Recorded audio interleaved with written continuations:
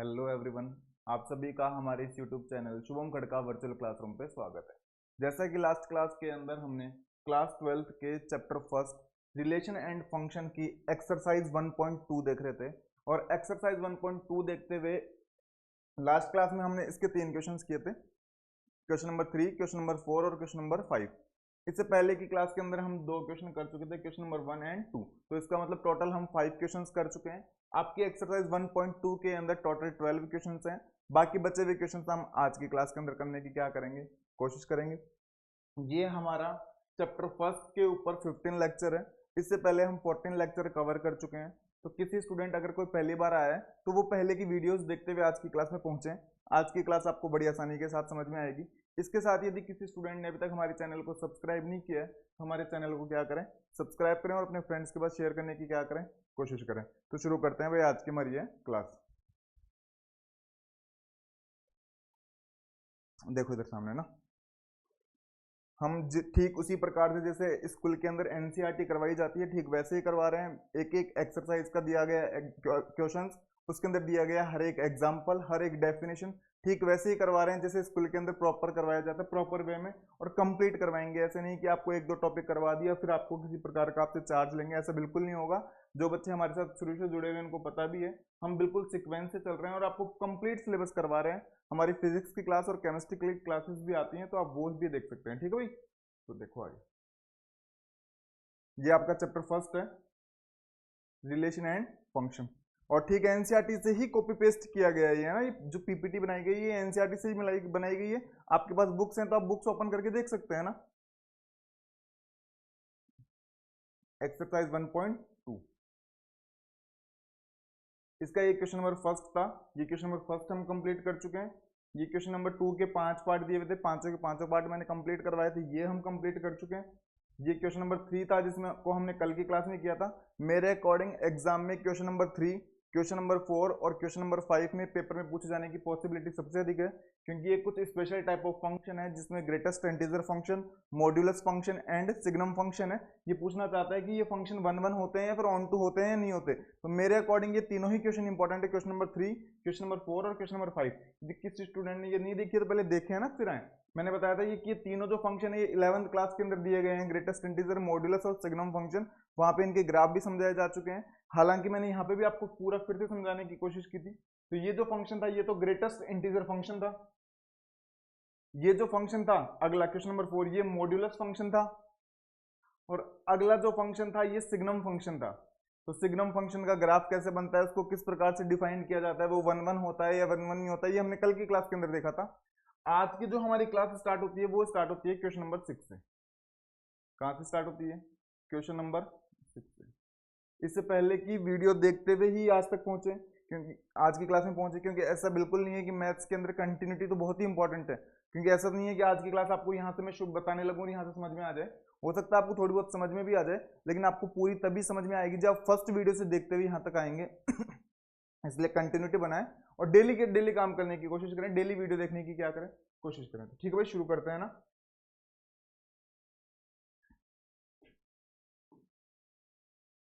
इधर देखो सामने सॉल्यूशन।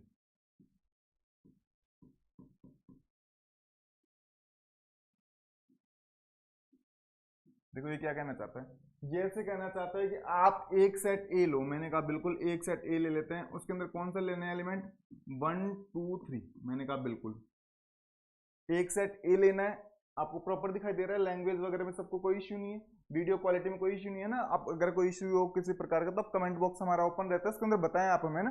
तो आप हमसे जुड़ेंगे तभी हमें पता लगेगा। क्वेश्चन सेट ए दे रखा है, लिख दिया। सेट बी दे रखा है, उसके अंदर कितने एलिमेंट है, 4 5 6 और 7। मैंने कहा बिल्कुल ठीक है। सेट ए दिया हुआ था, लिख दिया। सेट बी दिया हुआ था, लिख दिया।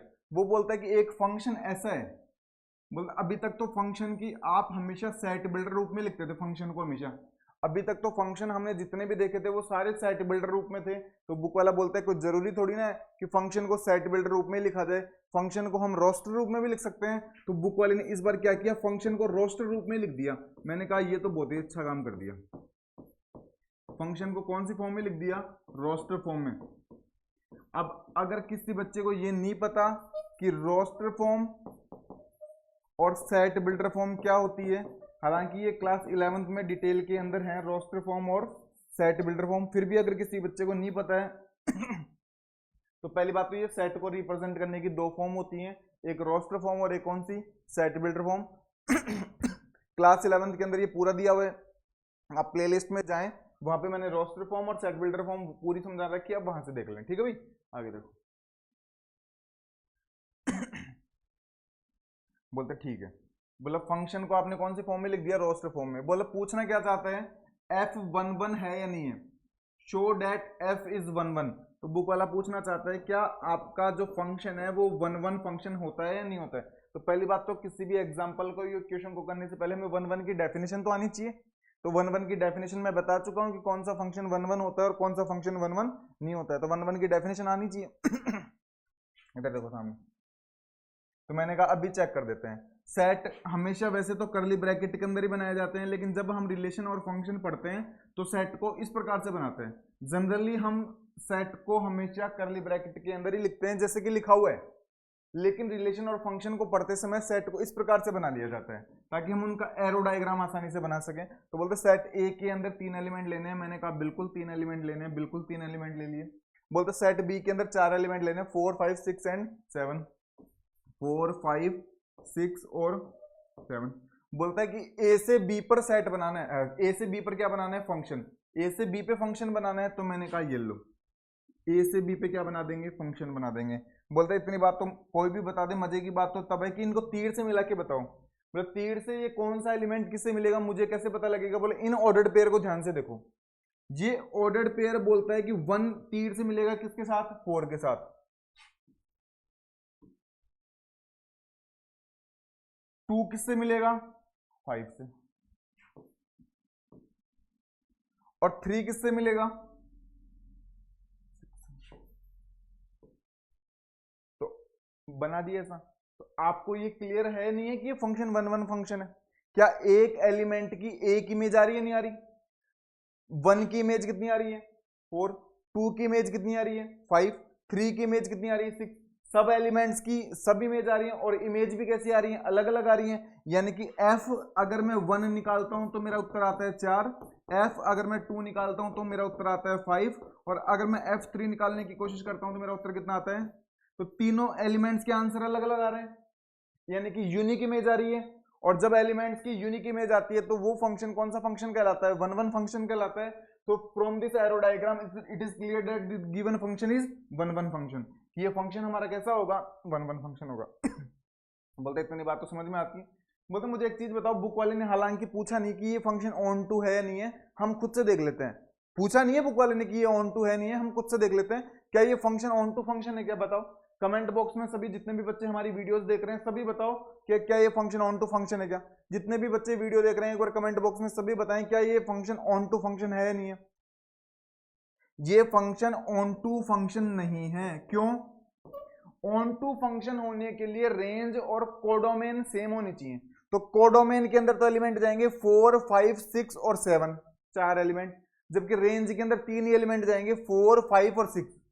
तो कोडोमेन और रेंज सेम नहीं है, इसलिए ये फंक्शन ऑन टू फंक्शन नहीं है। एक तो हम ऐसे बोल सकते हैं, या फिर हम ऐसे बोल सकते हैं कि सेट बी के अंदर ये ऐसा एलिमेंट बच गया जिसका इधर कोई भी कॉरस्पॉन्डिंग एलिमेंट नहीं मिल रहा, यानी कि ये तीर से नहीं जुड़ रहा, और तीर से नहीं जुड़ रहा मतलब ये ऑन टू नहीं है। सेट बी के जितने भी एलिमेंट्स हैं उनके कॉरस्पॉन्डिंग सेट ए के अंदर एलिमेंट मिलने चाहिए, और एलिमेंट मिलते हैं तब तो वो ऑन टू होता है, अदरवाइज वो ऑन टू नहीं होता। तो इसके कॉरस्पॉन्डिंग इधर एलिमेंट है क्या, मैंने कहा इधर एलिमेंट नहीं है, और इधर एलिमेंट नहीं है मतलब ये फंक्शन ऑन टू फंक्शन नहीं है। और इस प्रकार से आपकी एक्सरसाइज 1.2 के अंदर दिया गया आपका फर्स्ट जो क्वेश्चन है वो यहाँ 6 नंबर जो क्वेश्चन है वो यहाँ पे क्या हो जाता है, कंप्लीट। कोई स्क्रीनशॉट लेना चाहता है भाई स्क्रीनशॉट ले लेना, ठीक है। एग्जाम में लिख के कैसे आओगे, एग्जाम में लिख के आ जाना, ऐसे ये लिख के आ जाना, फिर नीचे लिख देना in this question every element of the set A have unique image in the set B then this function is 1 1 function. समझ पा रहे हो, आगे चलते हैं क्वेश्चन नंबर 7 की तरफ चलते हैं। कोई स्क्रीनशॉट लेना चाहते हो स्क्रीनशॉट ले लो भाई। देखो इधर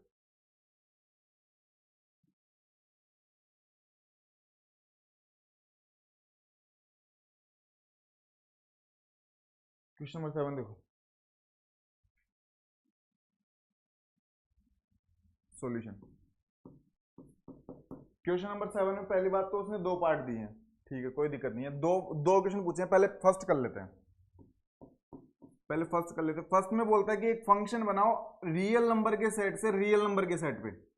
एक फंक्शन बनाना है रियल नंबर के सेट से रियल नंबर के सेट पे। रियल नंबर कौन से होते हैं ये सबको पता है। रियल नंबर के सेट को 8 से रिप्रेजेंट करते हैं ये भी पता है।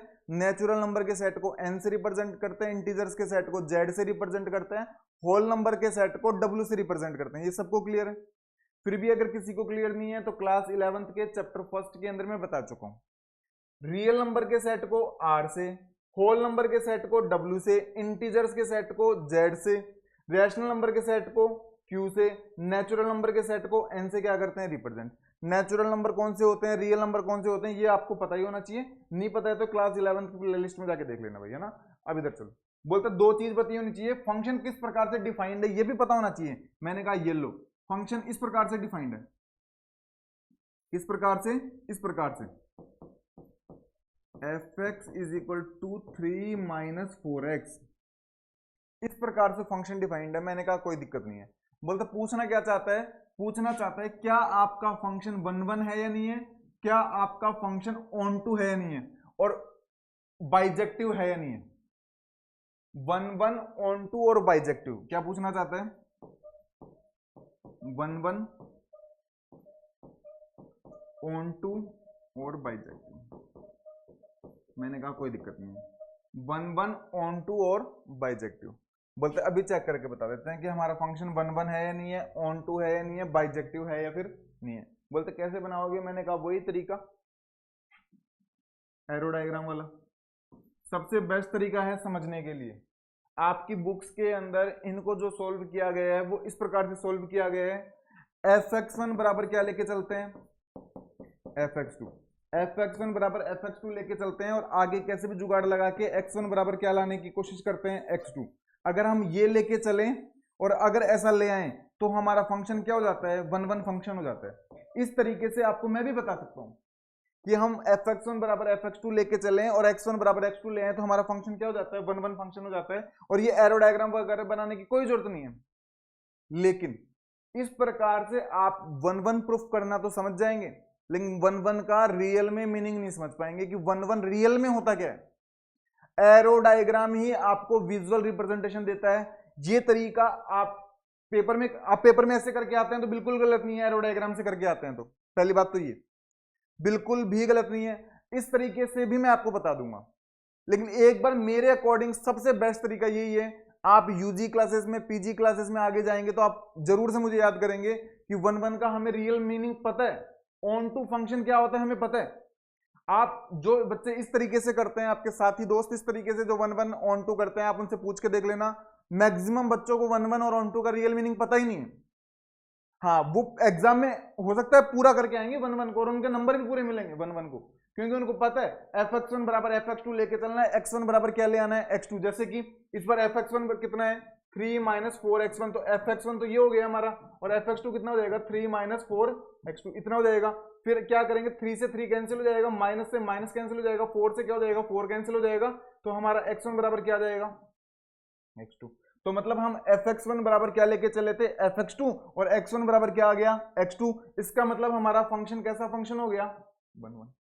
लेकिन 1 1 का रियल मीनिंग समझ में आएगा, यहाँ पे नहीं समझ में आया। 1 1 का जो रियल मीनिंग समझ में आएगा वो तो एरो डायग्राम से ही समझ में आएगा।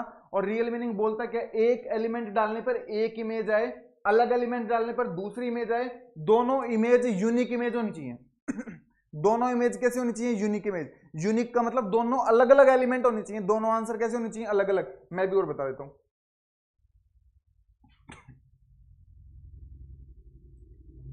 मैं आपको पहले भी बोल चुका, अभी फिर से बोल देता हूं।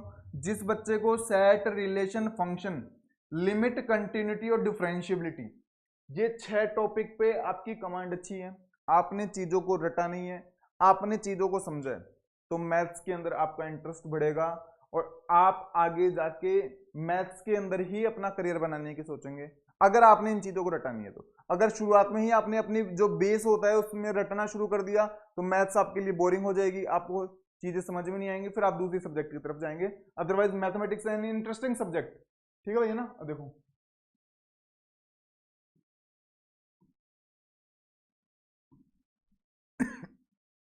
बोलते इधर भी रियल नंबर लेना था उधर भी रियल नंबर लेना था, मैंने कहा दोनों तरफ रियल नंबर ले लिया, इसके ऊपर फंक्शन बना दिया। मैंने कहा रियल नंबर कौन से होते हैं, बोलते रियल नंबर तो सारे ही होते हैं, इमेजिनरी नंबर को छोड़ दो सारे ही होते हैं। मैंने कहा जीरो के बाद सीधा वन आता है क्या, मैंने कहा जीरो के बाद सीधा वन नहीं आता, 0.1 0.2 सारे आते हैं, लेकिन हम इतने ना लिख के मोटे मोटे रियल नंबर लिख लेते हैं। सारे रियल नंबर लिखने की जरूरत नहीं है, अदरवाइज आएंगे तो सारे, लेकिन सारे रियल नंबर लिखने की जरूरत नहीं, मोटे मोटे लिख लो। अब 1.1 भी आएगा, 1.2 भी आएगा, 1.3 भी आएगा, सारे रियल नंबर आएंगे, लेकिन हमने एक बार के लिए मोटे मोटे लिख लिए। कहीं आप सोचो सर इतने रियल नंबर होते हैं कि नहीं, रियल नंबर तो सारे ही आने वाले हैं, लेकिन हमने मोटे मोटे लिख दी। बोलते अब तीर से कैसे मिलाओगे, मैंने कहा तीर से भी मिलाएंगे। बोले तीर से मिलाने के लिए क्या करोगे, मैंने इस फंक्शन जिस प्रकार से फंक्शन डिफाइंड होता है उस प्रकार से तीर से मिलाते हैं। अभी जो पहले हमने किया उसमें फंक्शन को उसने जो डिफाइंड किया था ना वो रोस्टर फॉर्म में कर दिया था, तो रोस्टर फॉर्म में अगर डिफाइंड करता है तो वो ऑर्डर्ड पेयर के अंदर लिख देता है। तो हमें पता चल गया था कि 1 4 से मिला था, 2 अलग से मिला था, 5 से, 3 किससे मिला था, 6 से। अब हमें रख रख के देखना पड़ेगा। तो अगर मैं रखता हूं f की जगह 0, x की जगह 0, कितना रखता हूं, तो 3 - 4 इंटू 0, तो 3 - 0 इज इक्वल टू 3, मतलब 0 का ऑर्डर्ड पेयर किसके साथ मिलेगा, 3 के साथ। ऐसे लिख दिया था पिछले एग्जाम्पल में। पिछले एग्जाम्पल में बुक वाले ने ये काम खुद ही करके दे दिया, आपको महाभारत ही खत्म कर दिया आपकी, ये काम बुक वाले ने खुद ही करके दे दिया था। तो 0 रखने पे आंसर कितना आ रहा है, 3, तो 0 मेरा किससे मिल जाएगा, ठीक है। समझ में आती है कहानी, बोलते समझ में आती है। बोले x की जगह 1 रखो, मैंने कहा 1 रख देते हैं। बोले x की जगह 1 रखो, मैंने कहा भी लो, x की जगह कितना रख देते हैं 1, तो 3 - 4 इंटू 1, तो 3 - 4 इज इक्वल टू -1, तो यानी 1 रखने पे कितना आ रहा है, -1, 1 रखने पे कितना आ रहा है, -1, तो 1 रखने पे -1। मैंने कहा इतने ही मत करो, एक दो और करके दिखाओ, मैंने एक दो और करके दिखा देता हूँ। 2 रख लो, x की जगह कितना रख लो 2, तो 3 - 4 इंटू 2, तो 3 - 8 इज इक्वल टू कितना आएगा, -5, तो 2 रखने पे कितना आ रहा है, -5। तो क्या हमारे पास -5 नहीं है क्या, मैंने कहा -5 तो है, लेकिन मैंने लिखा नहीं, तो कहीं ना कहीं यहाँ पे -4 आएगा, कहीं ना कहीं यहाँ पे -5 आएगा, आएगा नहीं आएगा, आएगा। सारे एलिमेंट आते हैं लेकिन सारे हम बना नहीं सकते, ऐसे तो फिर बनाते रहो बनाते रहो, हम मोटा मोटा बनाते हैं। तो 2 रखने पे कितना आता है, -5, मैंने कहा मिला दिया तीर से। बोले एक दो और रख के दिखा दो, मैंने कहा एक और रख के दिखा देते हैं। x की जगह -1 रख लें क्या, x की जगह -1 रख सकते हैं क्या, मैंने कहा इस सेट के अंदर जितने भी एलिमेंट है ना सारे रख सकते हैं। हमेशा वैल्यू रखी जाती है डोमेन में, और जो रिजल्ट आता है या फिर जो उत्तर आता है वो आता है कोडोमेन में। मैंने कहा बिल्कुल, तो -1 रख लो, -1 रखोगे तो 3 - 4 इंटू -1, तो 3 माइनस प्लस और 4 इज इक्वल टू कितना आएगा 7, तो -1 रखने पे कितना आ रहा है 7, तो मैंने कहा 7 नहीं है कि हमारे पास 7 है लेकिन हमने लिखा नहीं, कितने लिखते तो 7 भी, तो -1 लिखने पे कितना आ रहा है उत्तर। अब मुझे एक चीज बताओ, आप ध्यान से देखो इसको एरो डायग्राम को, 0 डाल रहा हूं तो उत्तर 3, 1 डाल रहा हूं तो उत्तर -4, 2 डाल रहा हूं तो उत्तर -5, -1 डाल रहा हूं तो उत्तर 7। एक एलिमेंट डालने पर एक उत्तर आ रहा है, और उत्तर भी सबके अलग अलग आ रहे हैं। 4 तो मैंने डाल के देख लिए, आप घर पे 50 और डाल के देख लेना, 50 वैल्यू डालना, 50 उत्तर आएंगे, एक भी उत्तर सेम नहीं आएगा। और आपको 4 से आइडिया भी लग गया, क्योंकि आने होते तो 4 सेम ही, इनमें से कोई ना कोई आ जाता। चलो फिर भी आपको विश्वास नहीं, आप बोलो सर आगे सेम आ जाए तो आप घर पे एक काम करना, 50 वैल्यू डाल के देखना, 50 अलग अलग वैल्यू लेना, तीर से मिलाने की कोशिश करना, कोई भी वैल्यू सेम नहीं आएगी, कोई भी वैल्यू क्या नहीं आएगी, सेम नहीं आएगी, कोई भी वैल्यू क्या नहीं आएगी, सेम नहीं आएगी। समझ पा रहे हो कितनी बात, इतनी बात सबको क्लियर है। तो इसका मतलब एक एलिमेंट डालने पे एक उत्तर आ रहा है, और उत्तर भी कैसा आ रहा है, यूनिक आ रहा है, आंसर भी कैसा आ रहा है, यूनिक, और आंसर भी यूनिक आ रहा है। इसका मतलब हमारा फंक्शन कैसा फंक्शन होगा, हमारा फंक्शन कैसा फंक्शन होगा, 1 1। समझ पा रहे हो क्या, ये होता है 1 1 का मीनिंग। अब आपकी बुक के अंदर ऐसे किया हुआ है, आप पेपर के अंदर वैसे भी करके आ सकते हो, ऐसे भी करके आ सकते हो, वो तरीका भी सही है। अब आपकी बुक के अंदर ऐसे किया हुआ है, देखो वन वन प्रूफ करने के लिए क्या किया जाता है, fx1 बराबर fx2 लेके चलते हैं। fx1 बराबर क्या लेके चलते हैं, fx2। fx1 तो x की जगह x1 रखेंगे तो 3 माइनस 4x1, और x2 की जगह x की जगह x2 तो 3 माइनस 4। इतनी बात सबको क्लियर है। अगले केस में एक काम करते हैं, 3 से 3 कैंसिल हो जाएगा, तो -4x1 is equal to minus का 4x2। इधर -4 से -4 कैंसिल हो जाएगा, तो इधर कितना बचेगा, x1 बराबर x2। तो इसका मतलब हम fx1 बराबर fx2 लेके चले और कैसे भी जुगाड़ लगा के हम x1 बराबर क्या ले आए, x1 बराबर क्या ले आए, x2 ले आए। तो अगर हम ऐसा लेके चले और ऐसा ले आते हैं तो हमारा जो फंक्शन होता है वो फंक्शन वन वन फंक्शन होता है। तो आपकी बुक में ऐसे कर रखा है, तो आपका फंक्शन क्या हो गया, वन वन फंक्शन हो गया। तो लेकिन आपको इससे मीनिंग समझ में आया क्या, वन वन का मीनिंग क्या है, वन वन का मीनिंग इससे समझ में आता है, एक एलिमेंट डालने पे एक उत्तर आ रहा है, दूसरे एलिमेंट डालने पे दूसरा उत्तर आ रहा है, और उत्तर कोई भी सेम नहीं आ रहा। हाँ, ऐसे हो जाता कि मैं 0 डालता उत्तर में, फंक्शन में रिजल्ट 1 आ जाता, और मान लो मैं फंक्शन के अंदर 2 डालता तो भी मेरा उत्तर कितना आ जाता, 1। तो दो अलग अलग वैल्यू डालने पे एक उत्तर आ रहा है, तो ये फंक्शन नहीं है, ये वन वन नहीं है, सॉरी ये क्या नहीं है, वन वन, ये तो मैनी वन है। ये तो क्या है, मैनी वन, ये वन वन नहीं है, ये कौन सा फंक्शन है फिर, मैनी वन। दो अलग अलग वैल्यू डालने पे एक उत्तर आता है, तो वो फंक्शन फिर कौन सा फंक्शन होता है, मैनी वन। तो हमारा फंक्शन एक वैल्यू डालने पे एक उत्तर आ रहा है, और वो भी उत्तर कैसे आ रहे हैं, यूनिक आंसर आ रहे हैं। इसका मतलब हमारा फंक्शन कैसा फंक्शन है, वन वन फंक्शन है भाई। यहां तक सबको कहानी समझ में आती है, बोलता वन वन तो हो गया। बोलता ऑन टू क्या बोलते हो, ऑन टू के लिए मैंने कहा ऑन टू फंक्शन वो फंक्शन होता है जिसके अंदर रेंज और कोडोमेन क्या होती हैं, सेम। रेंज और कोडोमेन सेम होती है, वो फंक्शन हमारा ऑन टू फंक्शन होता है। मैंने कहा इसकी जो कोडोमेन है ना, इसका जो कोडोमेन है, इसका जो कोडोमेन है वो रियल नंबर का सेट है, क्योंकि दूसरे सेट को कोडोमेन बोलते हैं। बोलते हैं इसकी रेंज क्या है, बोलते रेंज में 4 ही एलिमेंट आएंगे क्या जो तीर से मिलाएंगे। मैंने कहा 4 ही क्यों आएंगे, ये तो हमने रखे ही 4 हैं इसलिए 4 आ रहे हैं। अगर हम कोई दूसरा एलिमेंट रखते तो दूसरा आंसर आता, तीसरा रखते तीसरा आंसर आता, चौथा रखते कोई अलग आंसर आता, पांचवा रखते कोई अलग आंसर आता।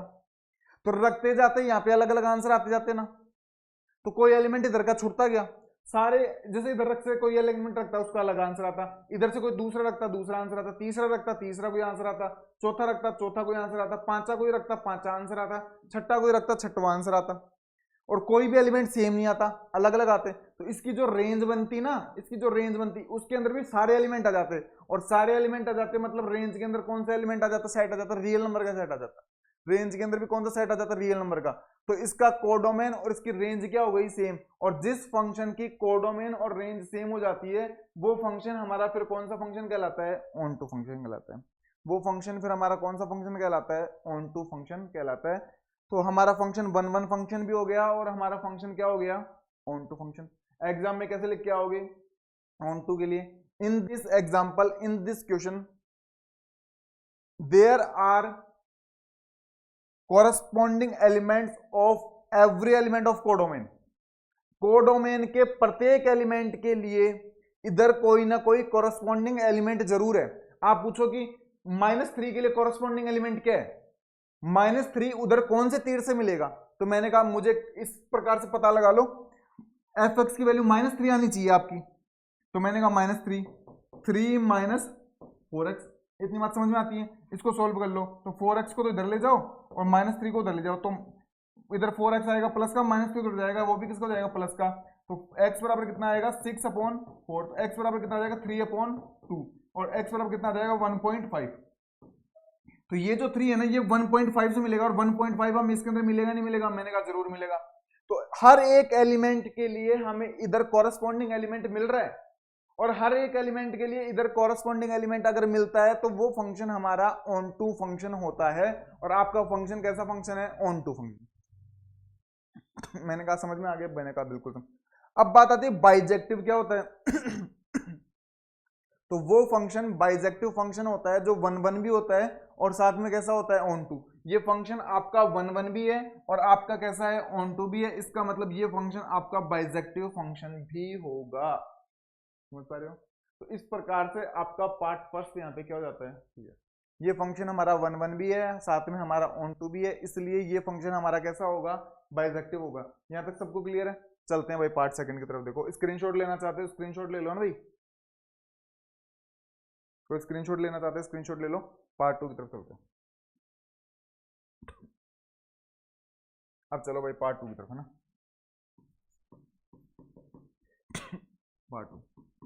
पार्ट टू के अंदर कहना चाहता है एक फंक्शन रियल नंबर से रियल नंबर पे बनाओ। मैंने कहा कोई दिक्कत नहीं है, रियल नंबर से रियल नंबर पे बना देंगे। ये डिफाइंड किस प्रकार से ये बता दो। मैंने कहा ये तो इस प्रकार से डिफाइंड है, f x is equal to 1 plus x square. मैंने कहा कोई दिक्कत नहीं है।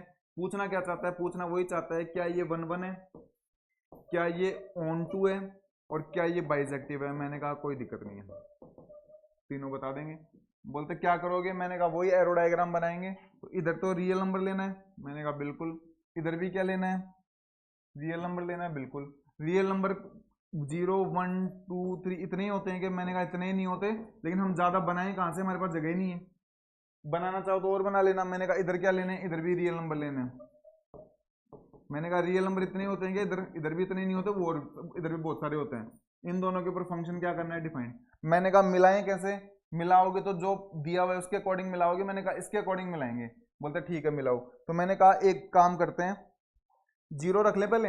बोलते 0 रख लो पहले। तो 0 रखोगे तो 1 प्लस 0 का होल स्क्वायर मतलब 0, तो 1 प्लस 0 इज इक्वल टू 1। तो 0 रखने पे आंसर कितना आ रहा है, 1। मैंने कहा 0 रखने पे आंसर आता है 1, इससे तीर से मिल गया। मैंने कहा 0 तो रख दिया, 0 तो आसान ही था, 1 रख के बताओ। मैंने कहा 1 रख के बता देते हैं। तो 1 प्लस 1 का whole square, 1 plus 1 is equal to 2। मतलब 1 रखने पे कितना आ रहा है, 2। मैंने कहा येलो 1 रखने पे कितना आता है, 2। मैंने कहा 2 रखो, मैंने कहा येलो 2 रख देते हैं। तो f of 2 is equal to 1 plus 2 का whole square is equal to 1 plus 4 is equal to 5। तो 2 रखने पे कितना आ रहा है, 5। मैंने कहा इसमें 5 नहीं है क्या, इसमें 5 है लेकिन हमने लिखा नहीं, क्योंकि 5 एक रियल नंबर नहीं है क्या। रियल नंबर है, और रियल नंबर है तो इस सेट में नहीं मिलेगा क्या। मैंने कहा बिल्कुल मिलेगा। मतलब 2 रखने पे भी आ गया। मतलब 1 1 नजर आ रहा है इस प्रकार से। तो मैंने कहा सब्र करो, एक बार -1 रख के देखो। 1 प्लस -1 का whole square, 1 plus 1 is equal to 2। -1 रखने पे 2। मैंने कहा अब 1 1 नजर आ रहा है क्या। अगर मैं 1 रख रहा हूं तो भी उत्तर 2, -1 रख रहा हूं तो भी उत्तर 2, 1 रखने पे भी आंसर 2, -1 रखने पे भी आंसर 2। ऐसा 1 1 में होता है क्या, दो अलग अलग वैल्यू की सेम आंसर आ सकता है क्या 1 1 में। 1 1 में तो ऐसा नहीं होता। ऐसा किसमें होता है, मैनी 1 में। ऐसा किसमें होता है, मैनी 1 में। तो इसका मतलब आपका फंक्शन 1 1 नहीं है, आपका फंक्शन कैसा है, मैनी 1। आपका फंक्शन कैसा है, मैनी 1। इतनी बात सबको क्लियर है। अब बात आती है ऑन टू की। अब बात किसकी आती है, ऑन टू की। ऑन टू के लिए कोडोमेन और रेंज सेम होनी चाहिए, पहली बात तो। या दूसरे तरीके से बोलें, इधर के सारे एलिमेंट इधर तीर से जुड़ने चाहिए। कुल मिला के मतलब यही है। मेरे को एक बात बताओ, कभी भी इसका आंसर नेगेटिव में आ सकता है क्या, कभी भी आंसर नेगेटिव में अगर आप इधर नेगेटिव वैल्यू रख रहे हो तो भी आंसर पॉजिटिव आ रहा है, 0 रख रहे हो तो भी पॉजिटिव आ रहा है, पॉजिटिव वैल्यू रख रहे हो तो भी पॉजिटिव आ रहा है। अब -2 रखो, -2 रखोगे तो 1 प्लस 4 5, -3 रखोगे तो 9 प्लस 1 10। तो नेगेटिव वैल्यू रख रहे हो तो भी आंसर पॉजिटिव, 0 रख रहे हो तो भी पॉजिटिव, पॉजिटिव वैल्यू रख रहे हो तो भी पॉजिटिव। मतलब इस दर से मैं कोई भी वैल्यू उठा के रख रहा हूं ना, तो ये आंसर कभी भी नहीं आ रहा, नेगेटिव आंसर आ ही नहीं रहा। और नेगेटिव आंसर नहीं आ रहा तो क्या ये नेगेटिव वाले एलिमेंट इधर तीर से जुड़ेंगे क्या, मैंने कहा तीर से नहीं जुड़ेंगे। और तीर से नहीं जुड़ेंगे तो क्या इनके कॉरस्पॉन्डिंग एलिमेंट इधर मिला क्या, मैंने कहा इधर कॉरस्पॉन्डिंग एलिमेंट नहीं मिला। और कॉरस्पॉन्डिंग एलिमेंट नहीं मिला तो क्या फंक्शन ऑन टू होगा क्या, मैंने कहा फंक्शन ऑन टू नहीं होगा। समझ में आ गई क्या। और ऐसे भी बोल सकते हो कि कोडोमेन और रेंज सेम नहीं है। कोडोमेन के अंदर तो पूरे रियल नंबर जा रहे हैं, जबकि रेंज के अंदर तो नेगेटिव वाली वैल्यूज आ ही नहीं थी। तो मतलब पूरे रियल नंबर नहीं जा रहे, और पूरे नंबर नहीं जा रहे तो मतलब कोडोमेन और रेंज क्या नहीं है, सेम। और कोडोमेन और रेंज आपकी अगर सेम नहीं है तो आपका फंक्शन क्या नहीं है, ऑन टू फंक्शन नहीं है। मैंने कहा समझ में आ गया, मैंने कहा बिल्कुल समझ में आ गया। तो इसका मतलब आपका फंक्शन 1 1 भी नहीं है, आपका फंक्शन ऑन टू भी नहीं है। तो फंक्शन बाइजेक्टिव कैसे होगा, आपका फंक्शन बाइजेक्टिव किसी भी हालत में नहीं होगा। मैंने कहा समझ में आ गया। स्क्रीनशॉट लेना चाहते हो स्क्रीनशॉट ले लो भैया ना। आगे की तरफ चले। क्वेश्चन नंबर 6 भी कंप्लीट कर चुके हैं, क्वेश्चन नंबर 7 भी कंप्लीट कर चुके हैं। 7 के अंदर 2 पार्ट दिए थे, दोनों के दोनों पार्ट हमने क्या कर लिए, कंप्लीट। आपको अगर लगता है कि हमारा कंटेंट आपके लिए यूजफुल है, हम आपको ठीक वैसे ही पढ़ा रहे हैं जैसे कि स्कूल के अंदर पढ़ाया जाता है, आपको चीजें समझ में भी आ रही हैं, तो आप अपने फ्रेंड्स के पास शेयर करने की कोशिश करें भैया ना। आप वीडियोस को लाइक करें, कमेंट करें और अपने फ्रेंड्स के पास मैक्सिमम शेयर करें, जिससे हमारा मोटिवेशन बना रहे, है ना। हम आपके लिए लगातार आपसे जुड़े हुए हैं। हमारी सभी क्लासेस बाइलिंगुअल रहती हैं। फिजिक्स और केमिस्ट्री की क्लासेस हमारी आती है ना भैया ना, और मैथ्स की तो आ ही रही हैं। चलते हैं आगे की तरफ।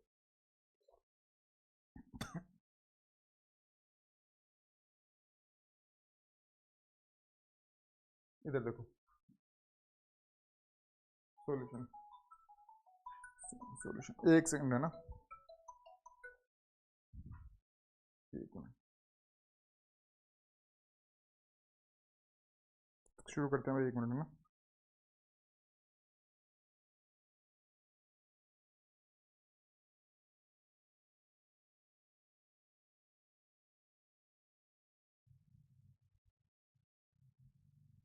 इधर देखो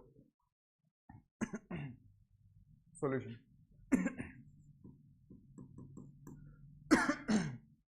चले आगे, बोलते क्वेश्चन नंबर 8 की तरफ चलते हैं। क्वेश्चन नंबर 8 कहना चाहते हैं एक फंक्शन बनाओ ऐसा। मैंने कहा ऐसा फंक्शन तो मैंने देखा ही नहीं कभी। ए कार्टेशियन प्रोडक्ट बी से कहां पे, बी कार्टेशियन प्रोडक्ट ए पे एक फंक्शन बनाओ ऐसा। मैंने कहा ठीक है, ये फंक्शन किस प्रकार से डिफाइंड है। वो ऐसे बोलता है कि ये फंक्शन इस प्रकार से डिफाइंड है, ए कोमा बी से अगर आप ए कोमा बी डालते हो तो उत्तर कितना आता है, बी कोमा ए आता है। मैंने कहा ठीक है, ये फंक्शन इस प्रकार से डिफाइंड है और प्रूफ क्या करना है, ये बाइजेक्टिव फंक्शन है या नहीं है। ये फंक्शन बाइजेक्टिव फंक्शन है नहीं है, मतलब कुल मिला के हमें प्रूफ करना है ये फंक्शन हमारा 1/1/2 है या फिर नहीं है। मैंने कहा इस पर्सन को लगा लो स्टार। पेपर के अंदर सबसे ज्यादा पूछे जाने वाला क्वेश्चन है, ये इंपॉर्टेंट क्वेश्चन है और इससे आपकी बहुत सारी चीजें क्लियर भी होने वाली है। मैंने कहा ठीक है। बोलते अभी तक हम फंक्शन देखते थे ना तो ऐसे सेट आते थे, ए आ जाता था और इधर बी आ जाता था, या फिर ऐसे होता था इधर पी आ गया उधर क्यू आ गया, या फिर ऐसे हो जाता था इधर एम आ गया उधर एन आ गया, या फिर ऐसे हो जाता था इधर एक्स आ गया उधर क्या आ गया वाई। लेकिन इसमें तो अलग ही चीज आ गई। इसमें क्या आ गया, A multiply B, A Cartesian product B, और इधर क्या आ रहा है, बी कार्टेशियन प्रोडक्ट ए। तो पहली बात तो ये चीज समझ में नहीं आई कि ये ऐसा क्या हो गया, समझ पा रहे, पहले तो ये समझा देते हैं।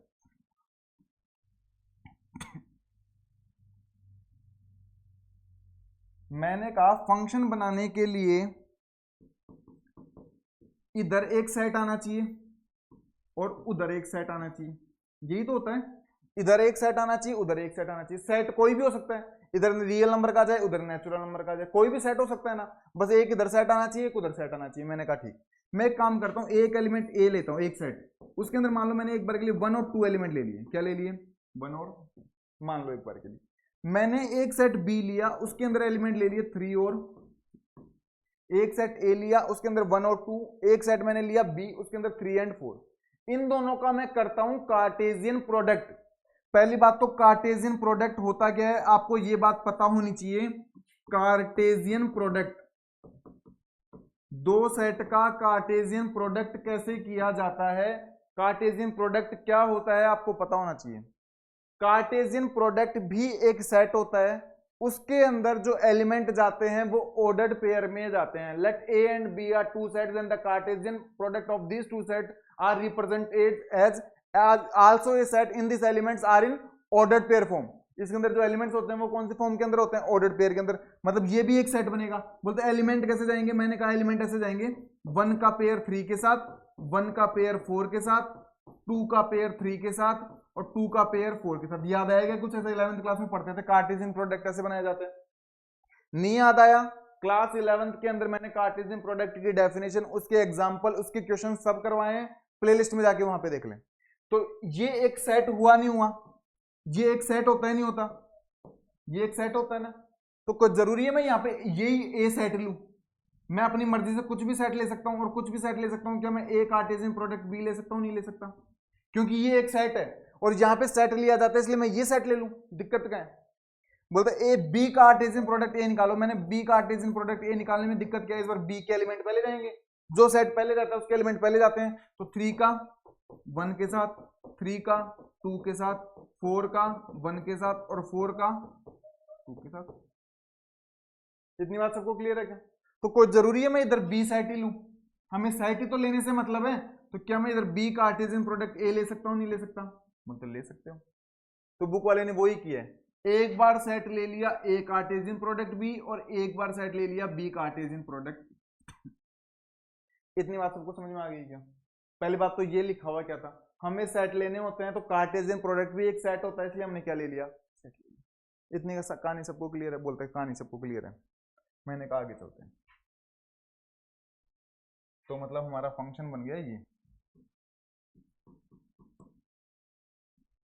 मतलब इतना तो समझ में आ गया।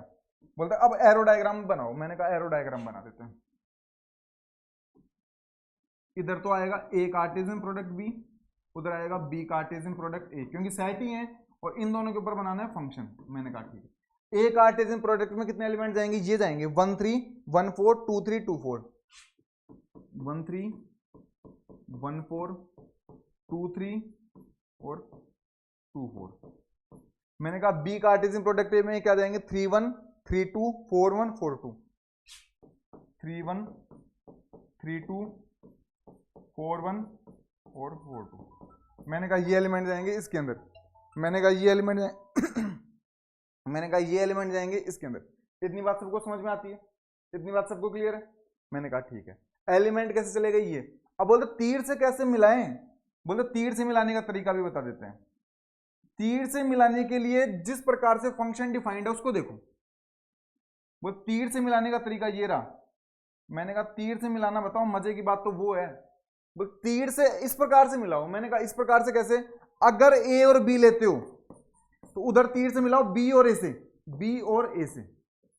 अगर मैं 1 और 3 इधर लेता हूं, मान लो फंक्शन के अंदर कितना लेता हूं 1 और 3, तो उधर तीर से मिलेगा 3 और 1 से, ए कोमा बी तीर से मिलेगा बी कोमा ए से।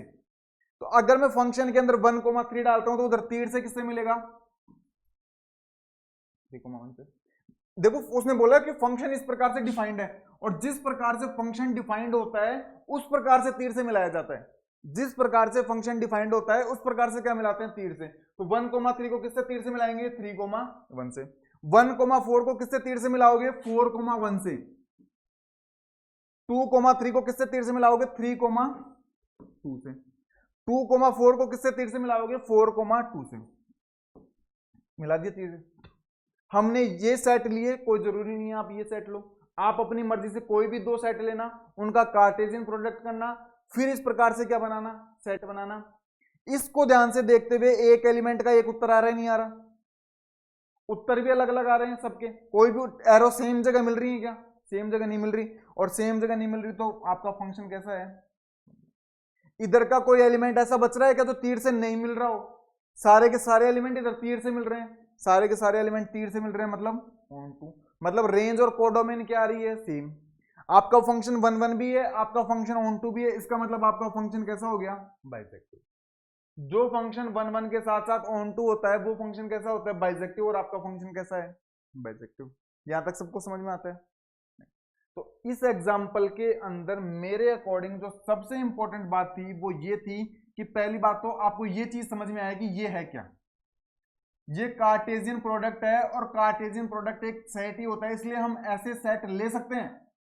पहली बात तो ये, ऐसे सेट लेने के बाद ऐसे सेट के अंदर एलिमेंट कौन से रूप में जाते हैं, ऐसे सेट के अंदर एलिमेंट हमेशा ऑर्डर्ड पेयर में जाते हैं। ध्यान से देखो, कार्टेशियन प्रोडक्ट के अंदर हमेशा एलिमेंट ऑर्डर्ड पेयर के अंदर होते हैं।